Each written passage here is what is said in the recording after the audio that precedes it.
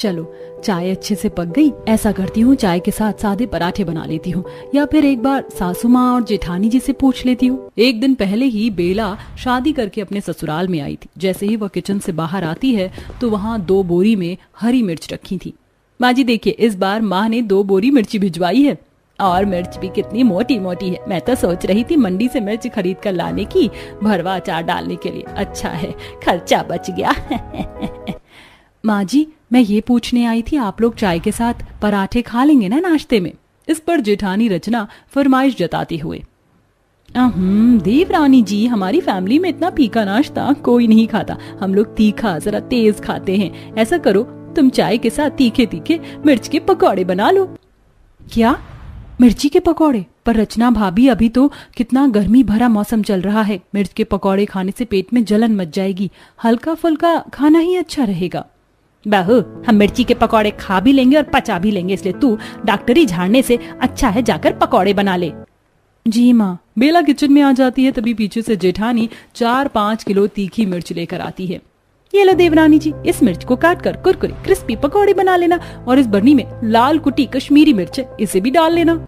हे भगवान, ये जेठानी जी कुछ ज्यादा ही तीखा खाती हैं। ये हरी मिर्च देखने में कितनी तीखी लग रही है, और ये ऊपर से और मिर्च पाउडर डालने का ऑर्डर दे रही है। मुझे क्या खुद ही खाकर बम की तरह फटेंगी। बड़बड़ाते हुए बेला मिर्ची काटना चालू करती है। अगा, ये तीखी मिर्च काटकर मेरा तो हाथ तेजाब जैसे जल रहा है। बेला फटाफट से फ्रिज से बर्फ निकालकर रोते हुए रगड़ती है। भगवान क्या जुल्म है, अब जाकर जलन कम हुई है। अरे बहू, मिर्ची के पकौड़े बन गए तो फटाफट से ले जा, भूख के मारे पेट में चूहे कबड्डी खेल रहे हैं। जी ससुर जी लाई, फटाफट से पकौड़े छान लेती हूँ। इतनी सारी मिर्च के पकौड़े बनाते हुए बेचारी बहू पसीने से नहा जाती है और चाय पकौड़ी परोसती है। लाओ बहू जल्दी करो, अरे लाओ जल्दी से, मेरे मन पसंदीदा मिर्चदार पकौड़े परोस दो। देखते देखते सब पकौड़े पर टूट पड़ते हैं। वाह बहू, बड़ा ही मस्त तीखा तीखा मिर्ची का पकौड़ा बनाया है तूने तो। चाय की चुस्की के साथ चटपटे मिर्ची के पकौड़े खाकर डबल मजा आ गया। सच में भाभी, आपने बड़े स्पाइसी और टेस्टी पकौड़ी बनाए हैं। सबको इतने चाव से मिर्ची के पकौड़े खाता देखकर बहू मन में खिटपिट कर रही थी। मुझे तो लगा था कि मेरी जेठानी ही केवल तीखा खाने की चटोरी है, मगर यहाँ तो सभी एक ही थाली के चट्टे बट्टे हैं, खा ये रहे हैं और जुबान मेरी चल रही है। अरे देवरानी जी, तुम हम लोगों का मुंह ही देखती रहोगी क्या? बैठकर तुम भी पकौड़े का स्वाद लो। नहीं नहीं नहीं, आप लोग खाइए, मैं लास्ट में खा लूंगी। अरे बहू, हमारे घर में आखिर में खाने का रिवाज नहीं है, बैठकर खा लो। सबके जबरदस्ती करने और बेला जैसे एक पकौड़ा चखती है तो सीसी करने लगती है। पानी, शुभम जी पानी दो, नहीं तो मेरा दम निकल जाएगा। हाँ हाँ देता हूँ, ये लो पियो। तीखा लगने के चलते बहू गट गट पानी पी जाती है। तभी रचना रेशा खिल्ली उड़ाती है। भाभी, एक पकौड़ा खाकर ही आप तो पॉपकॉर्न की तरह उछल रही थी। लगता है तुम हरी मिर्च नहीं खाती हो। जेठानी जी, मेरे मायके में खाने में कम मिर्च डलती है, ज्यादा तीखा मुझे बर्दाश्त नहीं है। भाभी, फिर तो आप तीखा खाने की आदत डाल लीजिए, तभी हमारी जमेगी। हमारे परिवार में बिना मिर्च के खाना पीना नहीं होता। शालू की बात सुनकर बेला की शक्ल लाल मिर्च की तरह बन जाती है, क्योंकि मिर्ची से उसका 36 का आंकड़ा था। अब देखना यह था कि बेला सिर्फ मिर्ची खाने वाले ससुराल वालों के रंग में ढलेगी या उन्हें बदलेगी नाश्ते के बाद। माँ जी, खाना क्या बनाना है? अरे बहू, हम सबका तो पेट फुल हो गया है पकौड़ा खाकर, दोपहर के टाइम में देख लेंगे क्या बनाना है। कुछ घंटे बाद नाश्ते के बर्तन घिसते घिसते दोपहर हो गई। जाकर पूछ लेती हूँ क्या बनेगा। पसीने में भीगी भीगी बेला सास के पास आती है। माँ जी, लंच में क्या बना दूं? सबके लिए मैं सोच रही हूँ दाल चावल भिंडी की भुजिया बना लूं। ये सुनते ही सास दोबारा से बेला पर राशन पानी लेकर चढ़ जाती। अरे बहू, खाली दाल चावल भुजिया से पेट थोड़ी ना भरेगा। ऐसा कर, भुजिया खूब सारी हरी मिर्च काट कर छौंकना और 1-2 किलो मिर्च की चटनी भी पीस लेना। 1-2 किलो मिर्च की चटनी खाने की फरमाइश सुनकर बहू का माथा चकरा जाता है। 1-2 किलो मिर्च की चटनी? माँ जी, इतनी चटनी हमारे परिवार के हिसाब से काफी ज्यादा हो जाएगी। गर्मी के मौसम में ज्यादा मिर्च का सेवन पेट में जलन और कब्ज बनाता है। मैं 1 पाव मिर्च की चटनी पीस देती हूँ। बहुत, तू मेरी सास नहीं है, मैं तेरी सास हूँ। जितना कहा है उतना किया कर, माथा मत सनका, गर्मी से पहले ही भेजा गरम है। गुस्से में पैर पटकते हुए बहू किचन में आकर तैयारी में भिड़ जाती है। हे भगवान, कहाँ आकर फंस गई मैं इस मिर्च खाने वाले महान ससुराल में। सुबह 1 मिनट का पकौड़ा खाकर मेरी तो हालत पतली हुई पड़ी है। दोबारा से मिर्च खाऊंगी तो दस्त ही लग जाएगा। मैं तो अपने लिए चावल में 2-4 आलू उबालकर उसका चोखा बना लूंगी। भड़कते हुए बहू पसीने पसीने होकर मिर्चदार दाल चावल चढ़ाकर मिर्ची की चटनी पीसने लगती है। हाय राम, इस मिर्ची ने तो मेरी मिट्टी पहाड़ करके रख दी है। तभी कुकर में सीटी आ जाती है। अरे नहीं, सीटी से दाल निकल गई। बेड़ा गर्क हो गई लुगाइयों का। सब एसी की हवा खा रही है, ये नहीं कि हाथ बटवा दो। तभी तीखी मिर्ची खाने के शौकीन ससुराल वाले हल्ला गुल्ला मचाना चालू कर देते हैं। भाभी, ओ भाभी, और कितनी देर लगेगी? जल्दी से खाना लगा दो और चटनी महीन पीसना, तभी स्वाद लगेगा। देख देख लो इस भूखी नंद को।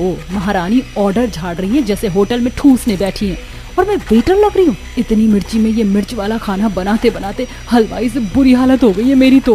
गुस्से में लाल पीली होकर बेला मिर्ची की चटनी पीसने लगती है। तभी छींटा उड़कर उसकी आंख में पड़ जाता है। माँ, मेरी आंख। बेचारी रोते हुए आंखों में ठंडे पानी के छींटे मारती है, मगर तब तक उसकी आंख लाल पड़ जाती है। इस मिर्च की माँ की आंख, मेरी तो जान निकल गई थी। अरे बेला, कहाँ रह गई? सिंपल सी दाल चावल चटनी भुजिया बनाने में इतना टाइम थोड़े लगता है। ऐसे भी कौन सी बीरबल की खिचड़ी पका रही हो? पति की इस बात पर बेला गुस्से में दांत पीस लेती है और सब कुछ परोसती है। तभी ससुर मिर्ची की चटनी देखकर गाने लगते हैं। ओह ओह ओह ओह, मिर्ची, हाय हाय मिर्ची, उफ, उफ, मिर्ची, हाय हाय मिर्ची, हाय हाय मिर्ची। हे भगवान, लगता है सिर्फ मिर्ची खा खा कर सबके ऊपर वाला माला खिसक गया है। खाना छोड़कर गाना गा रहे हैं। अरे वाह, ये मिर्च की चटनी देखने में तो बड़ी दमदार लग रही है। सारी चटनी तो मैं चाटूंगा आज। अरे ओ बुद्धू, चुपचाप से आधी चटनी इधर पास कर दो, वरना लगाऊंगी एक कंटाप, कान झंझना जाएगा।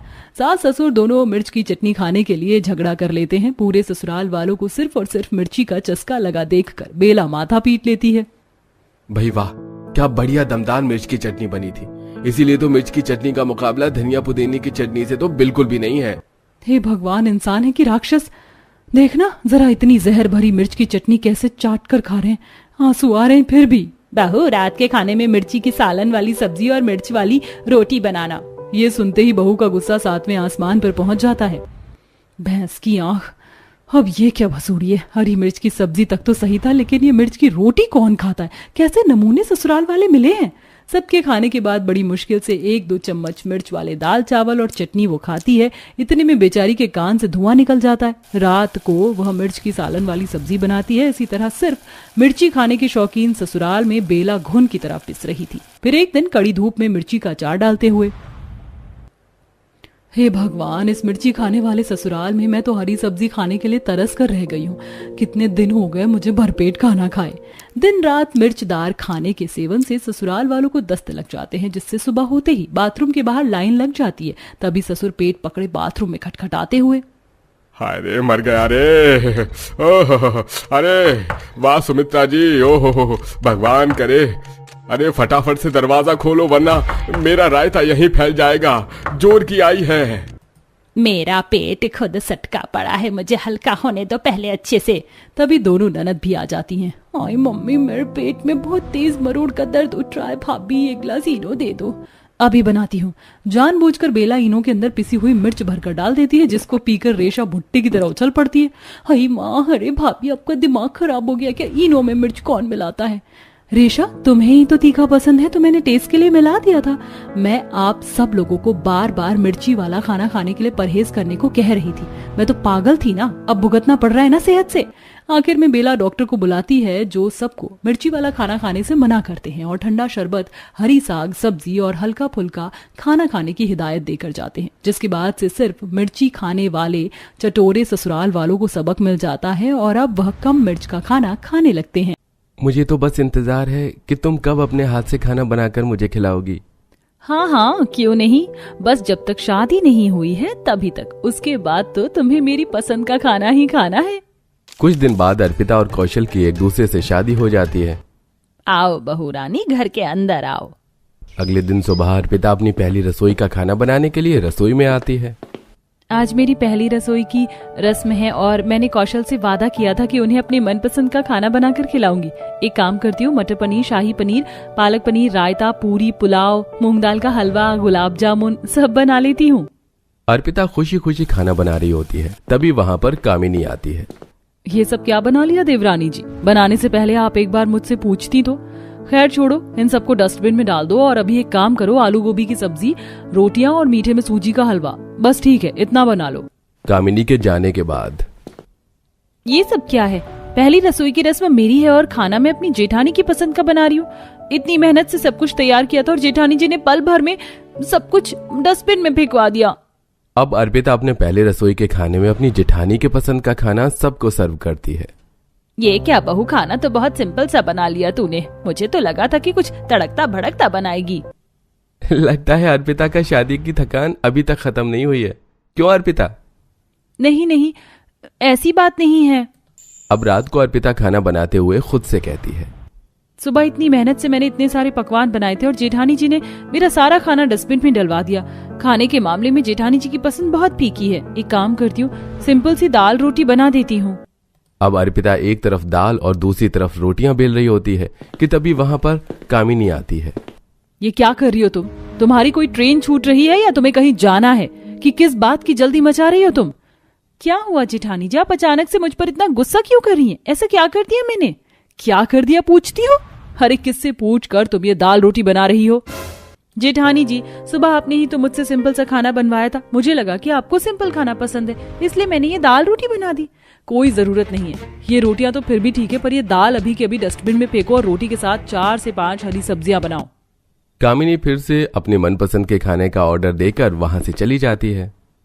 मेरी जेठानी का कुछ ज्यादा ही हो रहा है। जब से आई हूँ सिर्फ इन्हीं की पसंद का खाना बना रही हूँ। अभी तक अपनी पसंद का कुछ नहीं खाया, ऊपर से ये चमका के भी मुझे ही चली गई। ऐसे थोड़ी ना होता है। कुछ देर बाद अर्पिता डाइनिंग टेबल पर जेठानी के पसंद का खाना बनाकर सर्व करती है। हाँ अर्पिता, आज तो सब्जी बहुत अच्छी बनाई है तुमने। बनाई ही कैसी नहीं, आखिर जेठानी की पसंद का खाना बना है तो अच्छा ही बनेगा ना।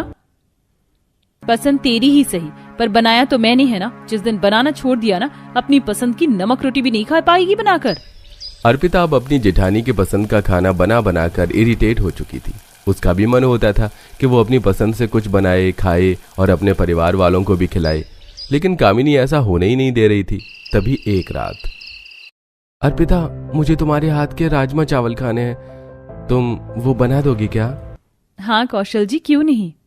राजमा भिगोकर अर्पिता सो जाती है। अगले दिन जब अर्पिता राजमा बनाना शुरू करती है, ये राजमा तुम किससे पूछकर बना रही हो? बिना पूछे कुछ भी बनाने की जरूरत नहीं है यहाँ, और वैसे भी इस घर में खाना सिर्फ तुम्हारी जेठानी यानी कि मेरी पसंद का ही बनता है। क्या इसका मतलब आप जानबूझकर मेरे खाने को नापसंद कर रही हो ताकि आपकी पसंद का खाना बन सके? लेकिन आज मैं भी अपनी पति के लिए ये राजमा बना कर रहूंगी। इतना टाइम नहीं है कि तुम सबकी पसंद का खाना बनाओ, इसलिए जो मैं बोल रही हूँ वही बनाओ, वही सब खाएंगे। और वैसे भी ये राजमा मुझे बिल्कुल पसंद नहीं है। अब अर्पिता भी गुस्से में तिल मिलाती हुई खाने को बना रही होती है। मेरी जेठानी जी अपने आप को समझती क्या है? अरे मेरी पसंद का खाना मुझे बनाने नहीं देती, कोई बात नहीं, पर आज तो मुझे मेरे पति की पसंद के खाने को भी बनाने से मना कर दिया।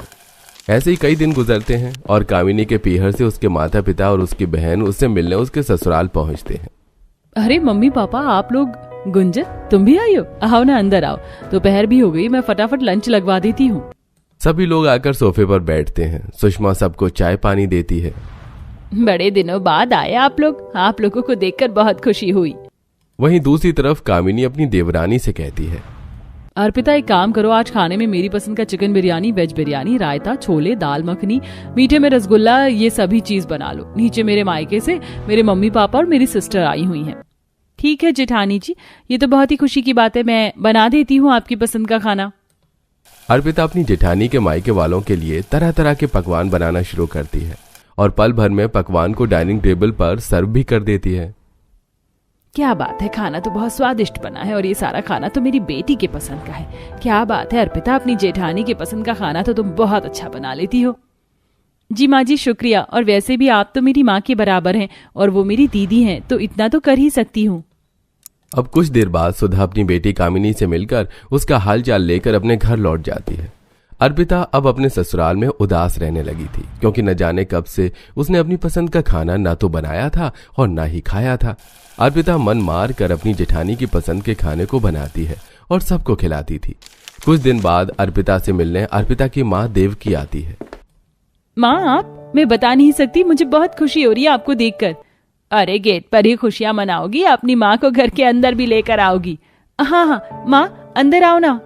देवकी आकर हॉल में बैठती है। अर्पिता अपनी माँ को चाय पानी देती है। देखते ही देखते रात हो जाती है और अर्पिता खुशी खुशी अपनी माँ के लिए अपनी पसंद का खाना बनाने के लिए रसोई में जाती है। एक काम करती हूँ, माँ के लिए ना पनीर कीमा, पनीर चाट, आलू गोभी, प्याज के पकौड़े, दाल मखनी, पूड़ियाँ, जीरा राइस बना लेती हूँ, माँ को बहुत पसंद आएगा। अर्पिता खुशी खुशी खाने की तैयारी कर रही होती है कि तभी वहाँ पर कामिनी आती है। बाप रे, इतना सारा खाना किससे पूछकर बनाया तुमने? तुम्हें 1000 बार बता चुकी हूँ ना कि इस घर में खाना मेरी पसंद का ही बनता है और इतना राशन पानी नहीं है जो तुम 36 पकवान बनाने में लग गई हो। चुपचाप से सिंपल दाल रोटी, आलू की भुजिया बना लो, बहुत है सबके लिए। नहीं प्लीज, आज मैं आपसे रिक्वेस्ट करती हूँ, आज आप ऐसा मत कीजिए, मुझे मेरी माँ के लिए उनकी पसंद का खाना बनाने दीजिए। मैं हमेशा आपकी पसंद का खाना बनाती हूँ बिना किसी ऑब्जेक्शन के, पर प्लीज आज नहीं।